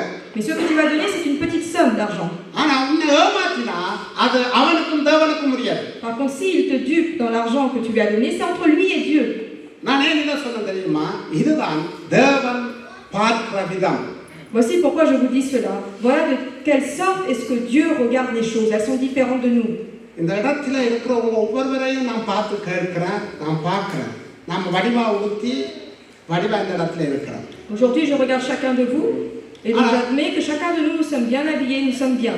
உங்களோட இதயத்தின் நினைவும் உங்களோட எண்ணமும் என்ன ஓடிக்கொண்டிருக்கிறது எனக்கு தெரியாது, ஆனா கர்த்தர் அறிவார். Mais je ne sais pas aujourd'hui qu'est-ce qui se passe dans vos pensées, dans votre cœur. Seul Dieu sait ce que vous pensez maintenant à l'instant. ஆனா நான் ஒன்று சொல்றேன், கர்த்தருடைய சமூகத்துல எங்களை அவர் மீண்டும் கட்டுறதுக்கு அவர் உண்மை உள்ளவராக இருக்கிறார். Mais je vous dis une chose, c'est que Dieu est prêt à nous reconstruire encore maintenant. ஆதாமை பலபடி பாப்பமா இருந்தா, ஆதாம் எப்படிப்பட்ட ஒரு மேன்மையானவனா இருந்தாலும் தேவனுடைய ஐக்கியத்தை இழந்தார். On voit que même si Adam était une personne très importante, pleine de valeur, c'était le premier homme, il a perdu cette relation avec Dieu. கர்த்தருடைய சத்தம் அவனுக்கு இன்பமா இருந்தது, இனியதா இருந்தது. ஆனால் வேதம் சொல்லுகிறது பாவம் செய்ததற்கு பிறகு கர்த்தருடைய சத்தத்தை கேட்டு பயந்தான். La voix de Dieu était agréable pour lui, il avait une bonne relation, mais du moment qu'il a péché, la Bible dit qu'il a eu peur d'entendre le Seigneur. விருட்சத்துக்குள்ளே ஒளிந்தான் என்று சொல்லப்படுகிறது. Et qu'il s'est caché à travers donc les arbres. இன்றைக்கும் எங்களுடைய வாழ்க்கையில எத்தனையோ காரியங்களை நாம மறைத்து ஒளித்து கொண்டிருக்கிறோம். Encore aujourd'hui, dans combien de choses dans notre vie nous sommes en train de nous cacher? சில காரியங்களை பார்த்து பயப்படுகிறோம். Ou alors nous avons peur de certaines choses. சில பேருக்கு நாம சொல்ல முடியாதபடி வார்த்தை இல்லாதபடி தவிக்கிறோம். Ou certaines personnes, nous n'avons même pas les mots, les paroles pour exprimer ce que nous ressentons ou ce que nous vivons. ஆனால் ஆதாமை பார்த்த ஆண்டவர் இயேசு கிறிஸ்துவின் மூலமாய் உன்னையும் என்னையும் மீட்டிருக்கிறார் என்று சொன்னால் ஆதாமை கைவிடவில்லை. Alors si nous avons eu la rédemption, la réconciliation avec Dieu à travers le premier homme Adam, il faut savoir qu'aujourd'hui Dieu ne nous a pas abandonnés. அவர் வழியை உண்டாக்கினார். Parce qu'au contraire, il a créé un nouveau chemin. ஏசாயா தீர்க்கதரிசியின் புத்தகம் 59வது அதிகாரம் 2வது வசனம் சொல்லுகிறது, உங்களுடைய அக்கிரமங்களே உங்களுக்கும் எனக்கும் பகையை உண்டாக்குறது, நீங்கள் ஜெபிக்கிற கேட்கிற காரியங்கள் கிடைக்கக்கூடாத படிக்கு தடை செய்கிறதும் உங்களுடைய பாவமே என்று வேதம் சொல்லுகிறது. Dans Ésaïe 59 verset 2, il est dit que vos crimes, vos transgressions, donc c'est un mur entre vous et Dieu. ஆகவே இன்றைய நாளில் யாரா இருந்தாலும் சரி, கர்த்தர் பேசுகிற சத்தம் உண்மையா இருக்குமானால் நாம் எங்களை விட்டு கொடுத்து அர்ப்பணித்து தேவனுடைய கிருபைக்கு எங்களை முழுமையாய் விட்டு கொடுப்போம். S'il est vrai aujourd'hui que vous écoutez la parole de Dieu, parce que c'est Dieu qui doit vous parler à travers sa parole, et que c'est sa voix que vous entendez, alors laissez place à la grâce de Dieu. எங்களுக்கு தேவை விடுதலை. Parce que ce dont nous avons besoin, c'est d'être délivrés. ஆதாம் அன்றைக்கு தான் செய்த காரியத்துக்கு எத்தனையோ காரியங்களை சாட்டு போக்க சொன்னார். Mais on voit que l'autre fois, lorsqu'il avait péché Adam, il a trouvé toutes sortes de motifs. மனைவியை சொன்னான். Il a dit que c'était à cause de sa femme. ஆகவே ஒத்துக்கொள்ள முடியாத படிக்கு மனைவியிடம் தூக்கி போட்டான். Il n'avait pas accepté le péché qu'il avait fait, il a dit que c'est la faute de sa femme. ஆனால் தேவன் ஆதாமுக்கு தான் அவருடைய நீதியை சொன்னார். அவர் செய்த காரியத்துக்கான காரியத்தை வெளிப்படுத்தினார். Et donc c'est à Adam que Dieu a parlé et a révélé donc le crime, le mal qu'il avait fait à ce moment-là. ஏவாளும் அந்த காரியத்திலே தேவன் நீதி வெளிப்பட்டாலும் கூட ஆதாமுக்கு மிக பொறுப்பு இருந்தது. Même si Ève donc a participé dans le péché qui a été commis, Adam avait une plus grande responsabilité. ஆகவே நாம் ஆதாம் மூலமாய் நாம் மீட்கப்படவில்லை, ஆண்டவராகிய இயேசு கிறிஸ்துவின் மூலமாய் மீட்கப்பட்டிருக்கிறோம். La rédemption, nous l'avons pas eu à travers Adam, mais nous l'avons eu à travers Jésus-Christ. ஏன் உங்களுடைய எதிர்காலத்தை குறித்து பயந்து கொண்டிருக்கிறீங்க? Pourquoi aujourd'hui vous vous inquiétez de votre avenir? பிள்ளைகள் எதிர்காலத்தை குறித்து ஏன் பயந்து கொண்டிருக்கிறீங்க? Ou bien de l'avenir de vos enfants? உங்களுடைய வாழ்க்கையை குறித்து ஏன் பயந்து கொண்டிருக்கிறீங்க? De votre propre vie? நீங்க ஆதாமால மீட்கப்படவில்லை, இயேசு கிறிஸ்துவால மீட்கப்பட்டிருக்கிறீங்க. Vous n'avez pas eu la rédemption par Adam, mais vous avez eu la rédemption par Jésus-Christ. ஆகவே இயேசு கிறிஸ்துவினாலே மீட்கப்பட்டிருப்போமானால் இயேசுவிடத்தை நானும் நீங்களும் மனம் திரும்புகிற பொழுது அவர் எப்படி பார்க்கிறார்கள்? பாவமே செய்யாத மகனாய் எங்களை பார்க்கிறவராய் இருக்கிறார். Et donc lorsque nous avons dans notre conscience que nous avons péché et que nous confessons tous nos péchés à Dieu, que nous acceptons le mal que nous avons fait, alors Dieu est prêt à nous pardonner et nous accepter comme enfants de Dieu. ஆகவே உண்மையான மனம் திரும்புதல் என்கிறது நாங்கள் ஒருபோதும் நினைத்து விடக்கூடாது, ஆண்டவரை என்னை மன்னியும் என்று கேட்டுட்டு மனம் திரும்பல் நடந்து விட்டது என்று நீங்கள் நினைக்கக்கூடாது. Et donc j'ai besoin d'avoir un nouveau cœur. Il ne faut pas penser que c'est à moi de confesser mes péchés et de m'offrir à Dieu afin qu'il me change. மனம் திரும்புதல் என்கிறது ரெண்டு வித சம்பந்தப்பட்டது, உங்களுக்கும் தேவனுக்கும் நபருக்கும் நபருக்கும். ஆகவே ரெண்டு பக்கமும் சரிப்படுத்தல் சரியா இருந்தால்தான் தேவனுடைய கிருபையும் நீதியும் உங்களை சூழ்ந்து கொள்ளும். Avoir un nouveau cœur, changer de cœur, c'est la relation à travers l'erreur que j'ai fait. C'est à moi de confesser mon péché, ce que j'ai fait avec un autre homme et ce que j'ai fait devant Dieu. Et c'est à moi donc de régénérer cette relation afin que je puisse demander pardon, être lavé par le sang de Christ et obtenir cette nouvelle relation avec Dieu.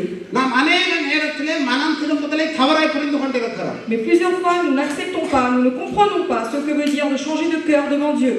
அதனால அநேகனுடைய இருதயம் கடினப்பட்டு இருக்கிறது. Parce que beaucoup d'entre nous, nous avons un cœur qui est endurci aujourd'hui.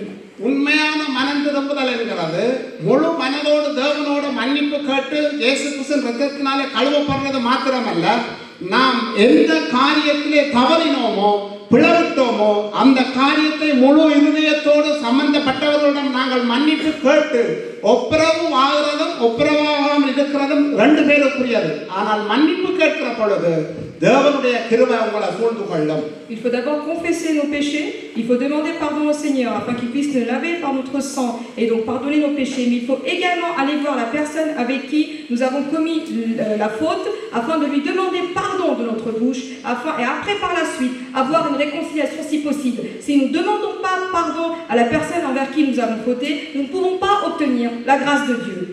பாவம் என்றும் தெரிந்தும் இன்றைக்கும் பாவத்தோடு நாம் விளையாடி கொண்டிருக்கிறவர்கள் கவனமாய் தேவ சமூகத்திலே நம் சத்தத்தை கேட்கிறவர்களாக இருக்கிறோம். Nous savons ce qui est péché et aujourd'hui nous jouons avec le péché. Alors c'est à nous de faire attention parce que la parole aujourd'hui est claire et vous l'entendez. நாம் பாவத்தோடு விளையாட முடியாது. Parce que nous ne pouvons pas jouer avec le péché. தேவனுடைய பிள்ளைகளாகிய உங்களை என்னையும் பார்த்து கர்த்தருடைய ஆவியானவர் பேசுகிற காரியம் நாம் பாவத்தோடு விளையாடக்கூடாது. Voilà ce que dit Dieu aujourd'hui, ce que le Saint-Esprit nous dit aujourd'hui, c'est que nous ne devons pas jouer avec le péché. மீட்கப்பட்டிருக்கிற தேவ பிள்ளைகளாகிய என்னையும் உங்களையும் பார்த்து பரிசுத்த ஆவியானவர் பேசுகிற காரியம் பாவத்தோடு நாம் விளையாடக்கூடாது. Vous et moi, nous avons été rachetés par le sang de Christ. Nous ne devons pas jouer avec le péché, de prendre le péché à la légère. பாவம் என்கிறதற்கு ஒரு காரியத்தை ஒரு ஊழியக்காரன் மூலமா நான் கேட்ட கதையை உங்களுக்கு சொல்றேன். Je vais vous raconter une histoire de ce que j'ai entendu concernant le péché. வாலிப சகோதரனே, வாலிப சகோதரியே, பெரியவர்களே, தாய் தகப்பனே, கேளுங்க. Jeune homme, jeune femme, pères et mères qui est ici assis, écoutez ce que je vais vous dire. தண்ணீருக்குள் மீன் ஓடுவதை நீங்க பார்த்திருக்கிறீங்களா? மீன் தொட்டிக்குள்ள Vous avez déjà vu un aquarium avec des poissons? பார்க்க வடிவா இருக்கு என்ன? À voir, ça va être très மீனோடு. joli. ஆனா அந்த மீனோட நீங்க எவ்வளவு நாள் வாழ முடியும்? சரி, கடலுக்குள்ள தண்ணிக்குள்ள மீன் இருக்கு, நாங்க நினைக்கிறோம் மீனோட போய் வாழ போறோம்னு. எவ்வளவு நாள் வாழ முடியும்? Admettons dans la mer il y a des poissons et vous voulez vous approcher, vivre, rester dans l'eau. Combien de temps est-ce que vous pouvez rester avec eux? சில பேர் ஒரு நிமிஷம் மூக்க தம்பிடிச்சிருப்பாங்க. Certaines personnes arrivent à garder la respiration sous l'eau pendant 1 minute. இல்ல oxygen போட்டு சிலவங்க 2 மணி நேரம் இருக்க கூடும். Et parfois vous pouvez avoir donc des bouteilles d'oxygène et rester même 2 heures. ஆனா வெளியே வந்து தான் ஆகும். Mais vous êtes obligé de sortir du monde marin. பாவமும் இதே போல் தான். Et bien je vais vous dire que cette situation ressemble au péché. நாம் பாவத்தோட விளையாட முடியாது. Je ne peux pas jouer avec le அது péché. தண்ணீருக்குள் நாங்கள் வாழ்கிற போல ஒரு காரியம். C'est de la même façon que je dis vivre dans la mer, vivre sous l'eau.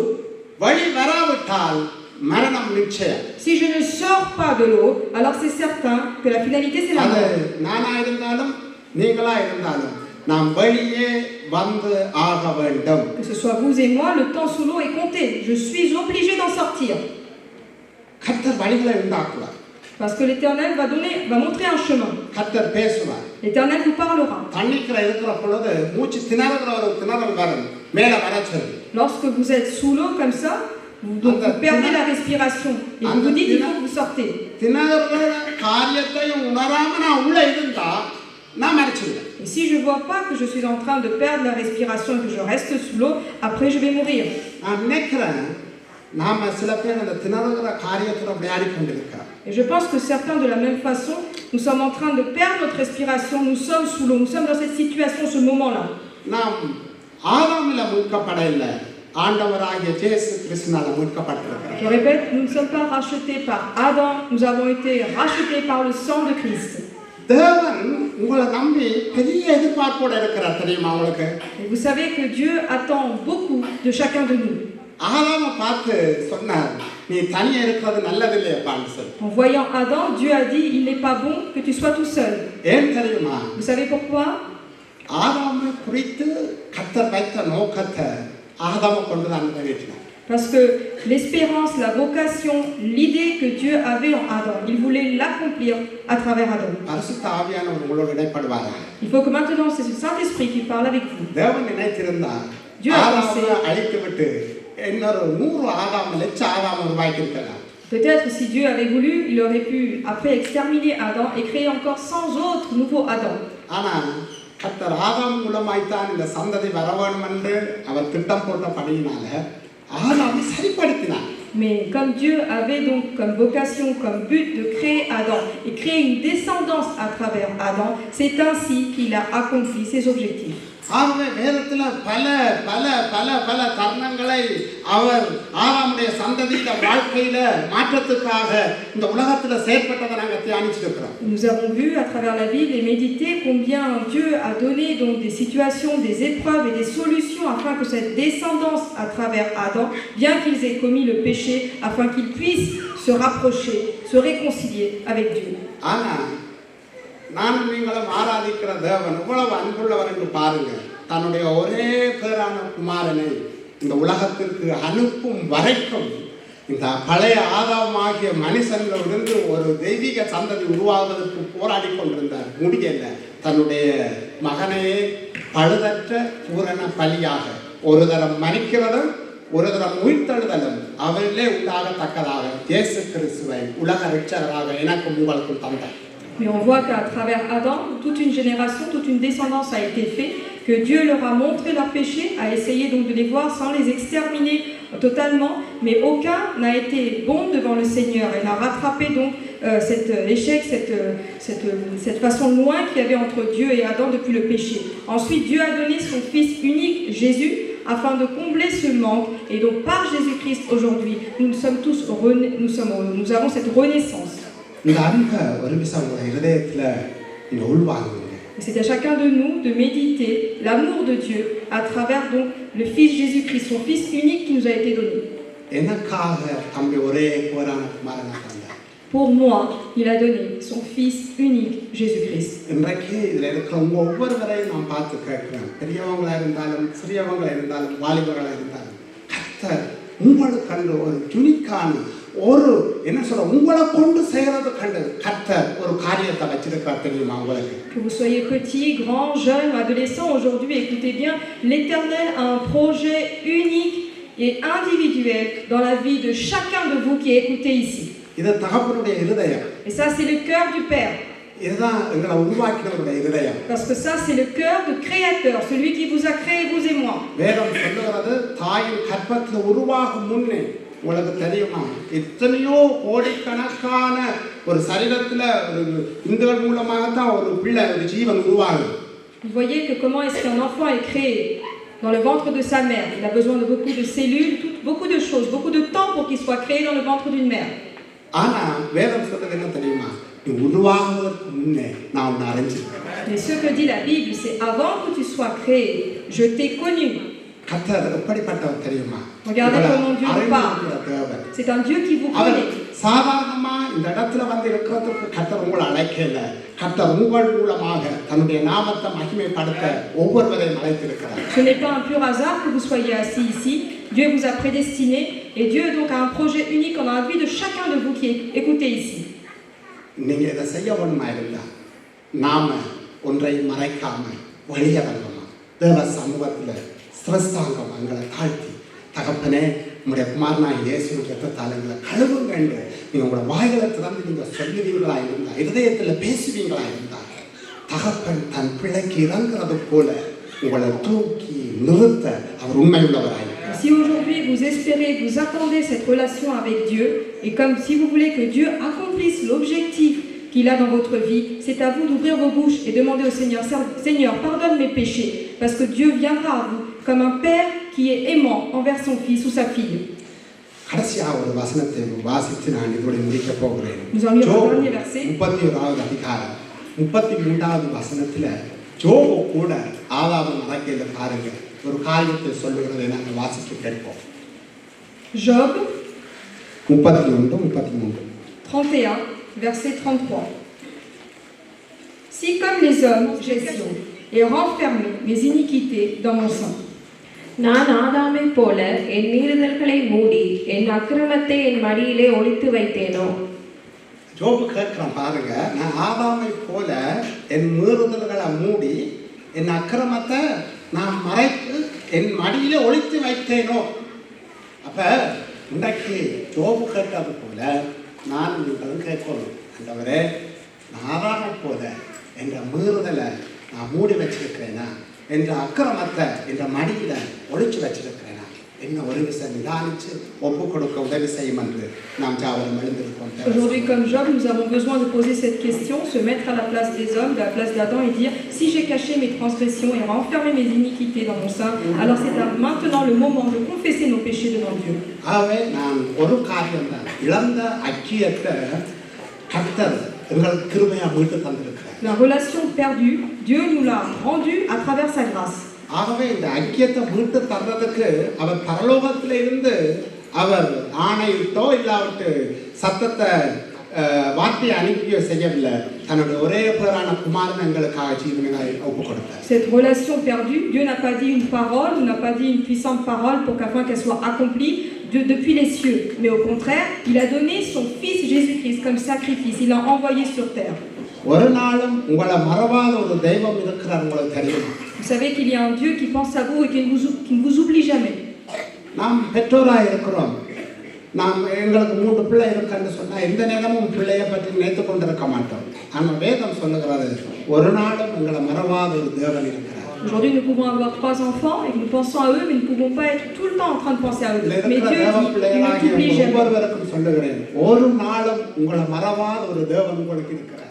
Dieu ne vous